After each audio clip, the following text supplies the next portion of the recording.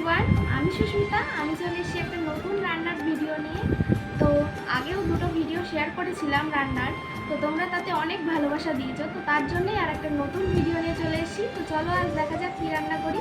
চলো। তো আজ আমি বানাবো গোলবাড়ি স্টাইলে চিকেন কষা। তার জন্য আমি আদা, পেঁয়াজ, রসুন, কাঁচা লঙ্কা এগুলোকে একটা পেস্ট বানিয়ে নেব। তো তার জন্য আমি একটা পাত্রে চিকেনগুলোকে ঢেলে নিয়েছি। এবার তার মধ্যে দই মিক্স করে নেব, দিয়ে দেবো আদা, পেঁয়াজ, রসুনের পেস্টটাকে। তার মধ্যে দেবো সামান্য পরিমাণ হলুদ, জিরে গুঁড়ো, লাল লঙ্কার গুঁড়ো, দেব গরম মশলা, আর তারপর দেব গোলমরিচের গুঁড়ো। তার মধ্যে দিয়ে দেবো স্বাদ মতো লবণ, দিয়ে এটাকে আমি ভালোভাবে ম্যারিনেট করে নিচ্ছি। আমার হাতে বেশি টাইম নেই, তাই জন্য আমি 30 মিনিট মতো ম্যারিনেশনে রেখে দেবো। তোমাদের কাছে যদি বেশি সময় থাকে তাহলে তোমরা 1 থেকে 2 ঘন্টা এটাকে ম্যারিনেট করে রাখবে। তো একটা কড়াই বসিয়ে আমি তাতে 350 ml তেল ঢেলে নিচ্ছি। আমার যেহেতু 2 কেজি চিকেন ছিল তার জন্য আমি 350 ml তেল ব্যবহার করেছি। আপনাদের যেরকম চিকেন সেই অনুযায়ী তেল ব্যবহার করবেন।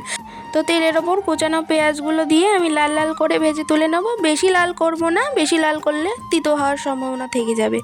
তো এগুলোকে ভালোভাবে তুলে নিয়ে তার মধ্যে আমি দিয়ে দেব ফোড়ন, দিয়ে দিচ্ছি গোটা গরম মশলা আর তেজপাতা। তারপর আমি সামান্য পরিমাণ চিনি দিয়ে দিলাম যাতে ক্যারামেলাইজড হতে পারে ভালোভাবে। তো তার মধ্যে দিয়ে দিচ্ছি আদা রসুনের পেস্ট, যেটাকে আমি আগেই পেস্ট করে রেখেছিলাম, তো সেটাই দিয়ে ভালোভাবে ভেজে নিচ্ছি।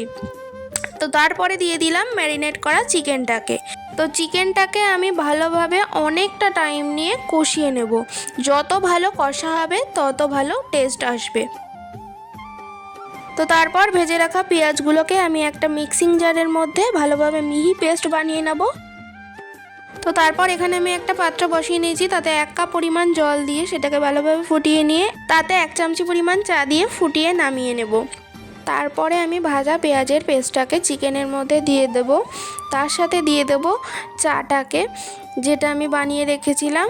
তো সেগুলোকে দিয়ে একসাথে সুন্দর করে কষিয়ে নিতে হবে। তো আমার যেহেতু একটু লবণের প্রয়োজন হয়েছিল তাই আমি একটু লবণও অ্যাড করে নিলাম। তো গোলবাড়ি স্টাইলে চিকেন কষা আমার একেবারে রেডি। তো আমি এবার চিকেনটাকে নামিয়ে নেব। এটা ভাত, রুটি সব কিছুর সাথেই দুর্দান্ত খেতে লাগে। আমি খেয়েছিলাম গরম ভাতে, আমার তো দারুণ টেস্ট লেগেছিল। তো তোমরাও একবার বানিয়ে খেও। এই চিকেনটা একেবারেই আলাদা, একদম অসাধারণ একটা চিকেন রেসিপি তোমাদের সাথে শেয়ার করলাম। তোমাদের যদি ভালো লাগে অবশ্যই আমায় জানিও।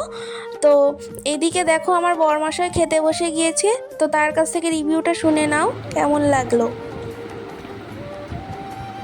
আজ খাচ্ছি গোলবাড়ির চিকেন কষা, দারুণ হয়েছে খেতে। আপনারাও টেস্ট করে দেখুন।